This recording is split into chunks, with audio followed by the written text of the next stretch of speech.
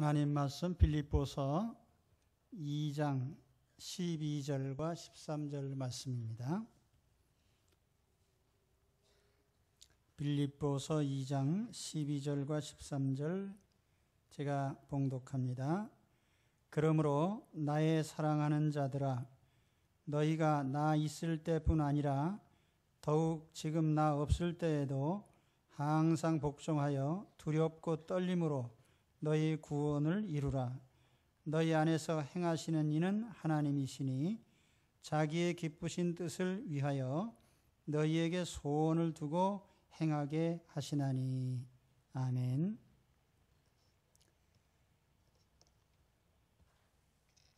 너의 구원을 이루라 하는 제목으로 말씀을 드리겠습니다. 본문의 중심 주제는 너희 구원을 이루라는 말씀입니다. 너희 구원을 이루어라. 여기 이루라고 하는 말씀에 방점이 있어요. 완성도를 높여서 완전하게 성취하라. 예, 그런 의미입니다. 오늘 여러분, 우리에게 주신 구원을 성취하시고 완성하시기 바랍니다. 그런데 이와 같이 구원을 이루라고 하신 이 말씀은 교리적으로는 깊은 이해가 좀 필요한 말씀입니다. 왜냐하면 예수 그리스도를 영접한 모든 사람들은 이미 하나님 자녀들입니다. 천국 시민권자예요. 하나님의 자녀들입니다. 영접하는 자 곧 그 이름을 믿는 자들에게는 하나님의 자녀가 되는 권세를 주셨으니, 우리는 예수님을 영접했기 때문에 부인할 수 없는 하나님 자녀들입니다. 그런데 무슨 구원을 더 이루라는 말인가? 빌립보 교인들에게 바울이 이 편지를 보냈죠. 빌립보 교인들은 다 예수 믿는 사람들이고 예수님을 영접한 사람들이고 구원받은 사람들이요 하나님 자녀들입니다. 그런데 바울이 그들에게 너희의 구원을 완성해라, 구원의 완성도를 높여서 구원을 성취해라, 이렇게 말한 의미가 뭡니까? 바로 여기에 오늘 본문의 핵심적인 교훈이 담겨 있어요. 구원에는 두 가지 측면이 있습니다. 이걸 우리가 바로 알아야, 성경에 보면 어떤 데에는 너희가 이미 구원을 받았다라고 말하고, 또 어떤 곳에서는 구원을 이제 이룰 것이라고 말을 하고 있습니다. 이 두 말이 다 맞는 말인데, 그러나 그것을 얘기한 그 내용은 좀 다른 겁니다. 자, 그러면 우리가 먼저 봐야 될 것은 구원을 이미 받았다고 하는 의미에서의 구원입니다. 그걸 우리가 칭의적인 구원이라고 합니다. 칭의, 의롭다고 칭한다는 뜻이에요. 그래서 칭의라고 합니다. 영어로 하면 justification입니다.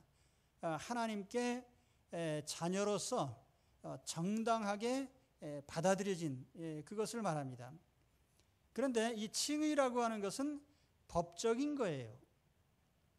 그래서 법률적인 것은 사실은 법의 조문이 분명한 한은 그것이 시간이 오래 걸리는 문제가 아니에요. 법조문에 따라서 적용하면 그만이죠. 자, 과거의 죄를 묻지 않습니다. 현재의 죄도 묻지 않습니다. 내가 미래에 지을 죄도 묻지 않고 단지 현재 내가 예수 그리스도를 구주로 믿고 영접한 한 가지 사실 때문에 하나님은 우리에게 칭의의 구원을 주시는 것입니다. 그것이 뭐냐면 너는 의롭다, 하나님의 자녀다 라고 법적으로 선언해 주시는 거예요. 이걸 칭의라고 합니다. 여러분, 자녀를 낳으면 동사무소에 가서 출생신고하죠. 출생신고를 했는데 국가에서 너는 출생신고 후에 5년 후에 자녀의 자격이 발효된다, 그런 법이 있습니까? 자녀는 출생하고 출생신고하면 법적으로는 모든 그 권리가 다 주어지는 거예요. 이거 법적인 겁니다. 그래서 이 칭의는 단회적인 것이다 이래요. 일생에 단 한 번 우리가 예수 그리스도를 믿고 영접했으면 하나님 자녀로 인정되는 그것으로서 끝입니다. 오늘 여러분 예수님 믿습니까? 영접하셨습니까? 아직도 믿지 않은 분들은 지금 영접하세요. 하나님, 나는 하나님 앞에 죄인인 것을 시인합니다. 하나님께서 내 죄를 대신하여 하나님의 아들이신 예수 그리스도를 보내셔서 십자가에서 내 대신 속죄하신 것을 내가 믿습니다. 내가 주님을 나의 구주로 영접합니다. 주여 나를 받아 주옵소서. 이 기도를 하시기 바랍니다. 마음속으로 따라 하셨어요? 아멘. 그러니까 여러분 하나님의 자녀들이에요. 법적으로 여러분들에게는 자녀의 자격이 주어진 겁니다.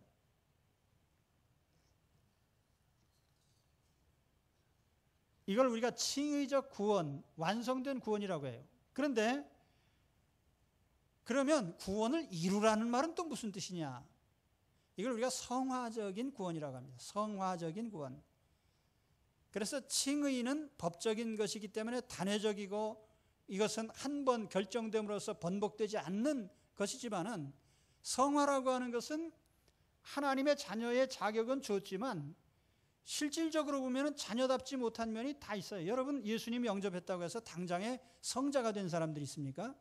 아무도 없어요. 예수님을 영접했지만은 외형상 변한 게 없어요. 그래서 우리는 이제 하나님의 자녀답게 주님을 영접한 순간부터 법적인 자격을 획득한 순간부터 실질적인 하나님의 자녀다운 모습으로 변화되어 가야 되는데 이걸 우리가 성화라고 얘기를 합니다. sanctification, 거룩해져 간다 그런 뜻이에요. 여러분 이 성화의 구원을 모르는 사람들이 오늘 우리 그리스도인들 가운데 많이 있어서 이 세상 사람들에게 욕을 먹는 겁니다. 아, 예수 믿는데 왜 하나님 자녀답지 못하냐? 하나님의 자녀라는 칭호만 부여받고 하나님의 자녀답게 변하지 않았어요. 성화되지 않았기 때문에 그런 거예요. 이 성화는 일생의 과제입니다. 우리가 이 땅에서 숨이 끊어지는 순간까지 점진적으로 우리가 더욱 거룩해져 가다가 이 땅에서 목숨을 거둘 때 성령께서 우리에게 성화를 완성시켜서 하나님 품으로 인도해 가십니다. 그래서 우리가 이 땅에 사는 동안에는 이 거룩의 삶을 성취하기 위해서 계속 노력을 해야 돼요. 자, 에베소서 4장 22절에 보면 이런 말씀이 있어요. 거기 예수님 영접한 후에 우리에게 어떤 교훈을 주셨는데 여기 이런 말씀입니다. 너희는 유혹의 욕심을 따라 썩어져가는 구습을 따르는 옛사람을 벗어버리고 오직 너희의 심령이 새롭게 되어 하나님을 따라 의와 진리의 거룩함으로 지으심을 받은 새 사람을 입으라. 그런즉 거짓을 버리고 각각 그 이웃과 더불어 참된 것을 말하라. 이는 우리가 서로 지체가 됨이라. 분을 내어도 죄를 짓지 말며 해가 지도록 분을 품지 말고 마귀에게 틈을 주지 말아라. 도둑질하는 자는 다시 도둑질하지 말고 돌이켜 가난한 자에게 구제할 수 있도록 자기 손으로 수고하여 선한 일을 하라. 무릇 더러운 말은 너희 입 밖에도 내지 말고 오직 덕을 세우는 데 소용되는 대로 선한 말을 하여 듣는 자들에게 은혜를 끼치게 하라. 자, 우리가 구원을 이루기 위해서 이 거룩해져 가기 위해서 성화적인 구원을 위해서 우리는 버릴 게 많아요. 잘못된 생각, 잘못된 언어, 잘못된 행실 청산해야죠. 그리스도의 자녀다운 그런 모습으로 우리의 삶을 변화시켜 가야 되는데 그것을 우리가 매일의 성화라고 하는 것입니다. 어떤 분들 그래요. 아, 나 예수님 믿고 이제 하나님 자녀가 됐으니까 천국 갈 자격증 따서 이젠 끝이야. 그렇게 생각하는 사람 때문에 문제가 되는 거예요. 그게 아니에요. 성화를 모르는 말씀이죠. 우리는 두 가지 측면에서 성화를 이루어가야 됩니다. 첫째는 개인적인 성화이고 둘째는 공동체적인 성화예요. 자, 오늘 바울이 여기서 너희는 이라고 이렇게 인칭대명사를 사용을 했는데 그 헬라어로 텐 아우톤이라고 했는데 헤아우톤 your salvation 너희의 구원. 그런데 그 you라고 하는 그 대명사가 개개인을 가리킬 수도 있고 공동체를 가리킬 수도 있어요. 그래서 개인적으로도 거룩해져 가야 되지만 또 교회 공동체적으로도 거룩해져 가야 된다라고 하는 여기 교훈이 담겨 있는 것입니다. 자, 빌립보 교회의 예를 들겠습니다. 빌립보서를 차례로 읽어보면은 빌립보 교인들은 양호한 교인들이에요. 다른 교인들에 비하면은 상당히 믿음도 좋고 예수님을 잘 믿고 따르는 사람들인데, 그럼에도 불구하고 빌립보 교회에는 미성숙한 면이 많아서요. 빌립보 1장 15절에 보면은 투기와 분쟁으로 하지 말아라 그랬는데, 그건 역설적으로 투기와 분쟁이 빌립보 교회 안에 있었다는 얘기죠. 또 빌립보 2장 3절에는 다툼과 허영으로 일하지 말라 그랬는데, 실제로 빌립보 교회 안에 다툼과 허영으로 일하는 사람들이 있었다는 얘기예요. 또 2장 14절에는 원망과 시비 없이 하라 그랬는데, 그것은 실제로 원망과 시비가 있었다는 얘기입니다. 또 4장 2절에 보면은 같은 마음을 품어라 그렇게 말씀해도 그것은 거꾸로 뒤집으면 같은 마음을 품지 못했다는 얘기예요. 또 그런가 하면은 3장 2절에 보면은 아주 좀 심한 표현이지만 개들을 삼가해라. 개 같은 사람들이 있었다. 예. 그래서 이러한 미성숙된 측면 때문에 어떤 외부의 도전이 오거나 시련이 오면 공동체가 와해가 되는 거예요. 쉽게 무너져요. 그러니까 이것이 빌립보 교회의 약점이죠. 그리고 오늘날 모든 교회의 약점이기도 합니다. 그래서 공동체는 개인과 함께 둘 다 성숙돼 가야 되는 거예요. 개인의 신앙적 성숙과 더불어서 또 공동체적인 신앙의 성숙이 필요한 것입니다. 우리 한국교회에 필요한 것이 뭐냐면은 양적 성장에 앞서서 우리가 어떤 그리스도를 닮아가는 말하자면은 어떤 성숙의 측면, 이것이 우리에게 필요하고 또 그것이 현저히 부족합니다. 그런데 개인적 성화와 공동체의 성화는 서로 밀접한 관계가 있어요. 이를 비유적으로 하면 마치 그 장작불과 같은 원리입니다. 장작불이 잘 타도 하나하나 띄워놓으면 꺼지죠. 또 하나하나가 잘 타야 전체가 타게 되어 있습니다. 그래서 오늘 우리 가운데 어느 한 사람이 성숙된 신앙을 가지게 되면 그로 말미암아 공동체에 성숙된 영향을 줄 수가 있어요. 또 공동체가 성숙되어 있다 그러면은 좀 미성숙한 사람이 공동체 안에 들어왔을 때 성숙된 모습으로 변화되어 갈 수가 있단 말이에요. 인정하십니까? 그래서 우리는 두 가지 성숙을 이루어가야 된단 말이에요. 하나는 개인적인 성화, 또 하나는 공동체적인 성화. 이 개인과 공동체는 대단히 중요합니다. 우리 한국 정치를 얘기할 때 우리 정치인의 수준이 왜 그거밖에 안 되느냐 밤낮 우리가 뭐라고 하는데, 그런 정치인을 뽑아놓은 사람은 또 누굽니까? 그 우리 국민이죠. 그러니까 정치 수준은 그 국민의 수준과 똑같이 닮아갑니다. 그래서 국민이 성숙되지 않았는데 민주주의가 성숙될 리가 없고, 국민의 의식이 낮은데 고급스러운 정치가 나올 수가 없는 거예요. 국민적인 성숙과 관련이 있다. 교회 공동체는 더욱 그렇죠. 그래서 오늘 우리가 이런 사명감을 가져야 됩니다. 오늘 내가 타락하게 되면 공동체의 수준이 낮아진다. 또 내가 속한 공동체가 성숙되고 거룩해져 가야만 개인적으로도 거룩해질 수 있다. 이런 걸 알고 우리가 성화를 위해서 자기 자신을 헌신해야 됩니다. 성화를 위한, 거룩을 위한 헌신자들이 되시기 바랍니다.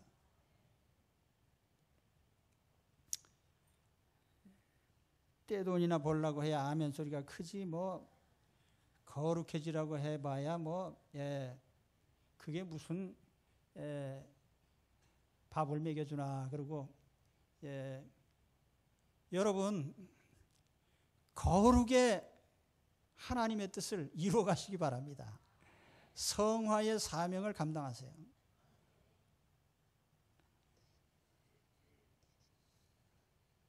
자, 두 번째 주제는 복종입니다. 우리가 구원을 이루라고 했는데, 자, 성화를 이루라고 했는데, 그러한 구원과 성화를 이루는 과정은 복종이라고 하는 일관된 수단을 통해서 이루어집니다.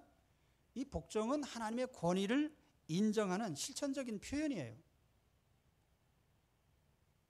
자, 다시 이제 12절 말씀으로 가서 봅니다. 그러므로 나의 사랑하는 자들아, 너희가 나 있을 때뿐 아니라 지금 더욱 지금 나 없을 때에도 항상 복종하여 두렵고 떨림으로 너의 구원을 이루라.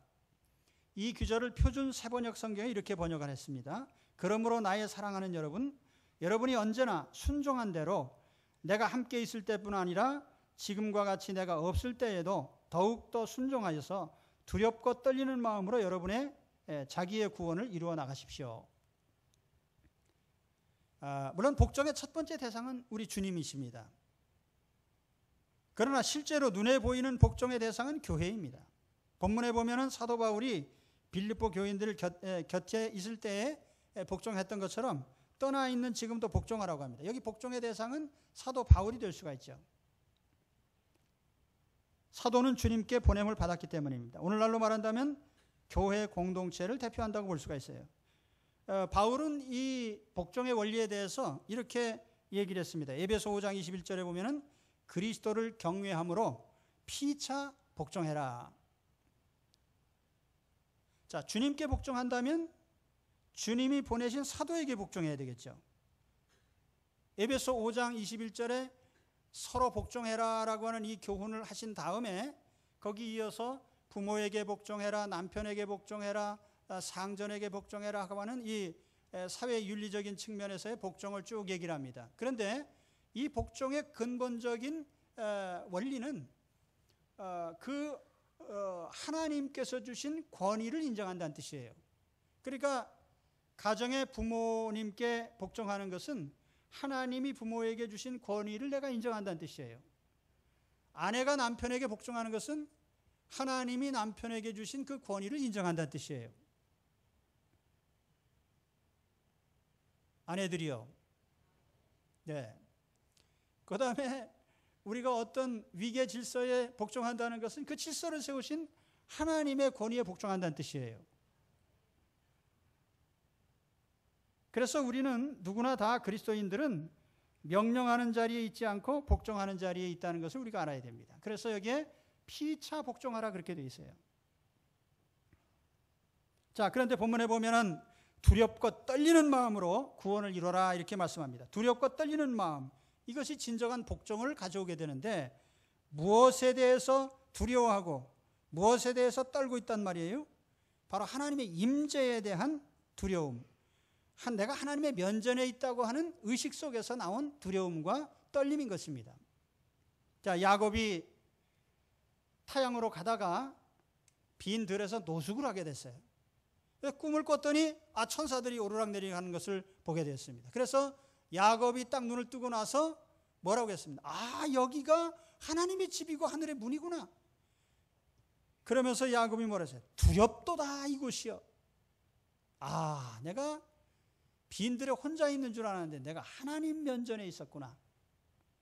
하나님이 나를 지켜보고 계셨구나. 아이고, 내가 죄를 졌더라면 어떻게 할 뻔했나. 여러분, 불현듯 하나님의 임재를 느낀 적이 있습니까? 혹은 여행 중에 비행기를 타고 가다가 자동차를 운전하다가 비즈니스 때문에 사람들을 만나는 자리에서 혹은 가정생활을 하다가 외딴 곳에 가 숙박을 하다가 하나님이 여기 계셨구나, 두렵다, 이렇게 느껴본 적 있으세요? 하나님의 임재에 대한 느낌과 깨달음 속에서 두렵고 떨리는 마음을 가질 때 그 사람이 하나님의 말씀에 복종하게 되고 그럼으로써 그 사람이 거룩을 이루게 되는 것입니다. 제가 신학교를 졸업하고 강도사 고시를 준비를 할 때였습니다. 이제 강도사 고시 준비하는 동료들과 함께 수원 어느 곳에서 합숙을 했어요.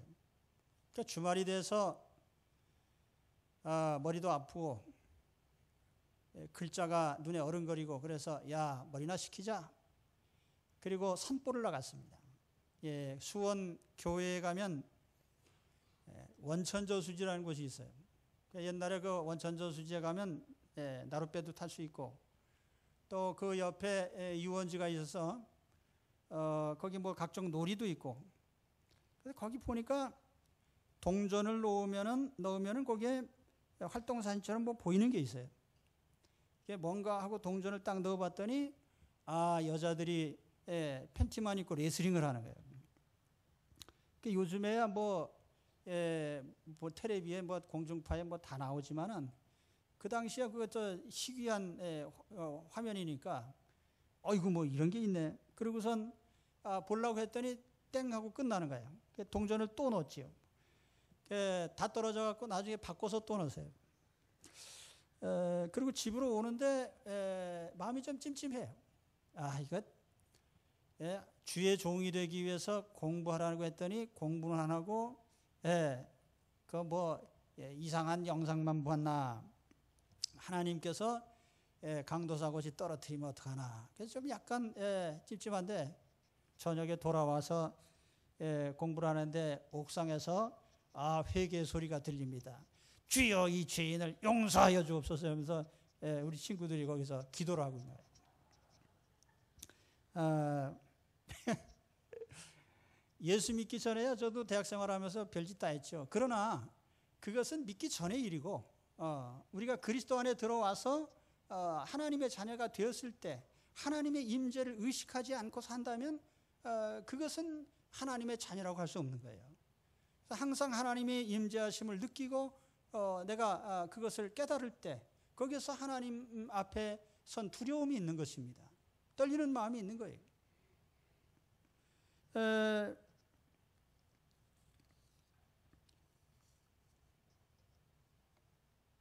바로 거기에서부터 진정한 성화가 이루어집니다. 하나님이 지켜보시는데 내가 이럴 수가 있나.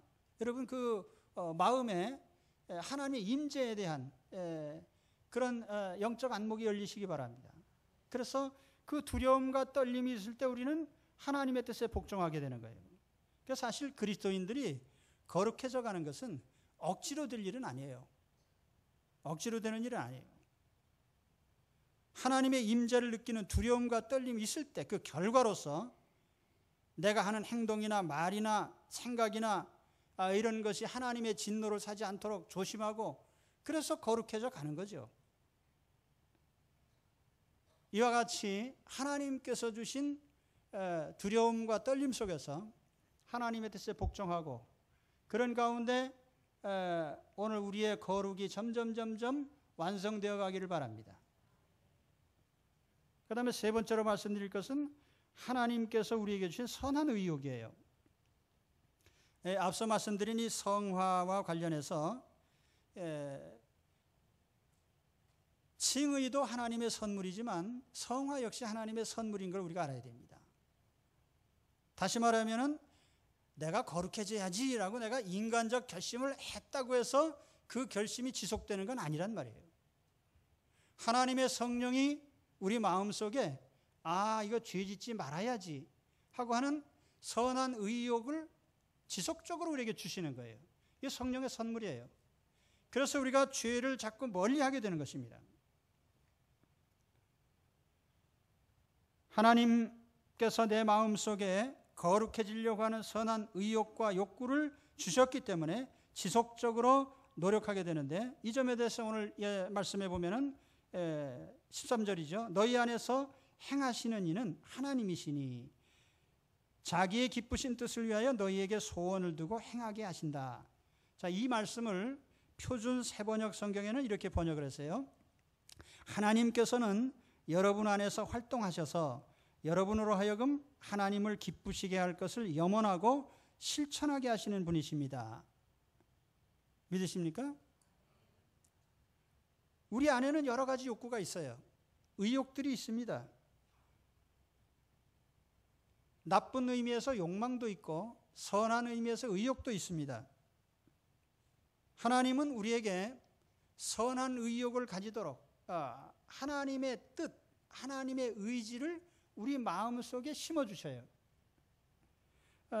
그래서 이런 하나님의 선한 의욕을 가지게 될 때 두 가지 방면으로 나타나요. 하나는 죄를 버리려고 하는 의욕, 또 하나는 하나님께서 기뻐하시는 일을 자꾸 하려고 하는 의욕이 우리 속에서 생겨납니다. 그래서 이전에 사람의 눈에 들려고 애쓰고 사람의 평가를 받으려고 애쓰던 그런 모습이 변해서 이제는 사람의 평가보다는 하나님의 평가를 받으려고 하는 그런 생각으로 바뀌게 됩니다. 그래서 자연히 내 뜻보다는 하나님의 뜻을 찾게 돼 있어요. 그래서 이 하나님의 뜻, 하나님의 선한 의지, 하나님이 가진 의지가 내 마음속에 심겨진다. 그래서 우리가 주님을 닮게 되고 그 결과로 거룩해져 가는 것입니다. 자, 오늘 여러분 마음속에 어떤 의욕이 있습니까? 야, 그래도 돈 좀 벌어보자. 이제는 돈 좀 벌어야지. 또 어떤 분들은 내가 그래도 시험에 합격을 해야지. 또 내가 성공하고 승진해야지. 남에게 인정받고 또 좋은 지도자가 돼야지. 아니면 우리 젊은이들 같이 내가 좋은 배우자를 만나서 좋은 가정을 이루어야 되겠다. 선한 의욕이죠. 또 연세 드신 분들은 인생의 노후를 어떻게 보낼 것인가에 대한 어떤 의욕을 가질 수가 있습니다. 그러나 이 모든 것이 하나님이 주신 선한 욕구인지는 우리가 검증을 해봐야 돼요.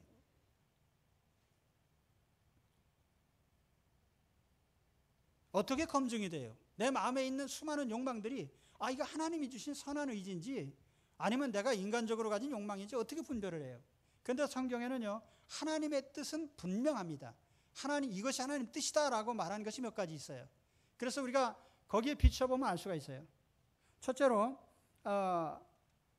데살로니가전서 4장 3절에 보면 하나님의 뜻은 이것이니 너희의 거룩함이라 이렇게 말씀했어요. 그러니까 내가 가진 그 의욕의 결과가 거룩으로 이어지는가, 성화로 이어지는가, 그걸 보시면 됩니다.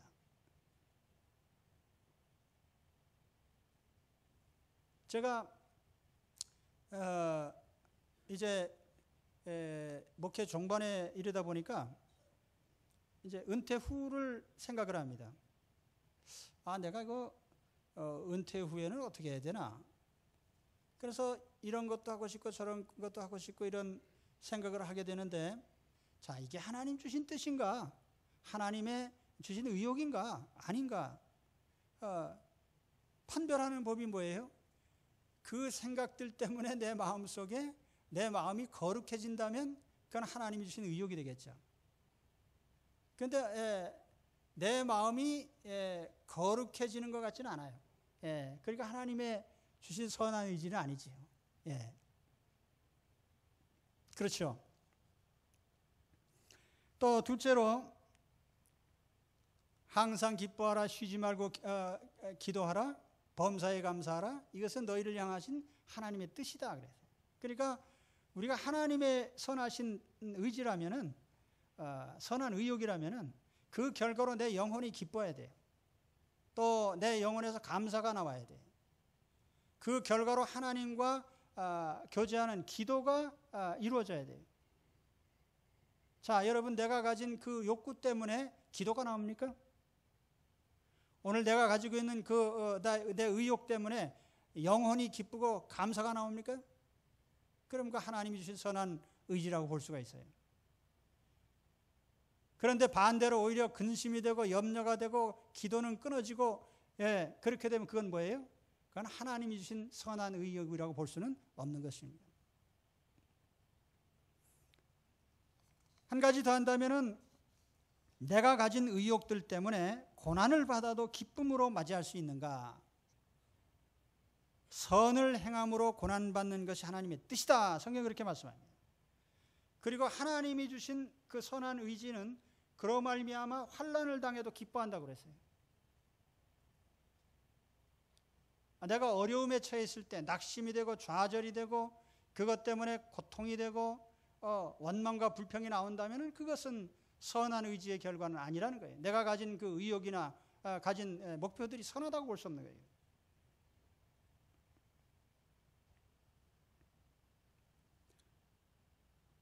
오늘 내 마음에는 어떤 의욕들이 나를 지배하고 있습니까? 한번 점검해 보시기 바랍니다. 내가 가진 의욕들이 거룩을 이루고 있습니까? 내가 가진 욕구들 때문에 영혼의 기쁨이 있습니까? 또 그것 때문에 감사와 기도가 나옵니까? 만족하고 기뻐합니까? 그래서 이런 것으로 말미암아 내 마음에 있는 어떤 의욕들이 하나님께서 주신 선한 의욕인가? 아니면 내가 인간적으로 가진 욕심의 결과 욕망인가? 그걸 분별하셔서 하나님 앞에 바른 의욕을 가지고 나가시길 바랍니다. 그게 우리 인생의 과제예요. 그리스도인으로서의 과제란 말입니다.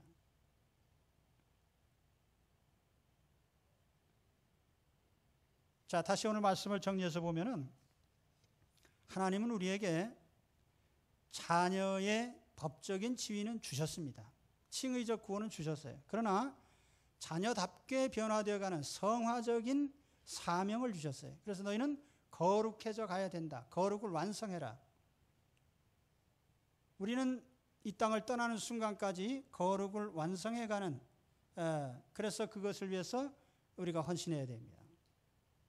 또 한 가지는 하나님은 이와 같은 거룩을 이루어가기 위해서 하나님의 임재를 느끼고 두려워 떠는 마음을 주셔서 하나님의 뜻에 복종하게 한다는 거예요. 복종이라고 하는 원리를 통해서 하나님은 우리가 거룩하게 되도록 만드십니다. 하나님의 뜻에 복종해 가는가. 또 세 번째로는 우리 마음속에 선한 의욕을 주신다. 선한 의지를 주셔서 그 일을 하게끔 만드시는 거예요. 죄에서는 멀리하기. 하나님이 기뻐하신 일에는 우리가 고통이 다가와도 그걸 참고 참여하게 만드셔요. 그래서 영적으로 기쁨과 감사와 하나님 앞에 기도가 나오게 만드십니다. 자, 이러한 하나님의 성화적인 구원의 원리를 아시고요. 이러한 구원을 완성해가는 여러분 되시기를 축원합니다. 빌립보 교인들에게 바울이 전한 메시지입니다. 이것은 아마 바울이 빌립보 교인들을 특별히 사랑하기 때문에 그들에게 심도 있는 이 말씀을 전해주신 걸로 생각해요.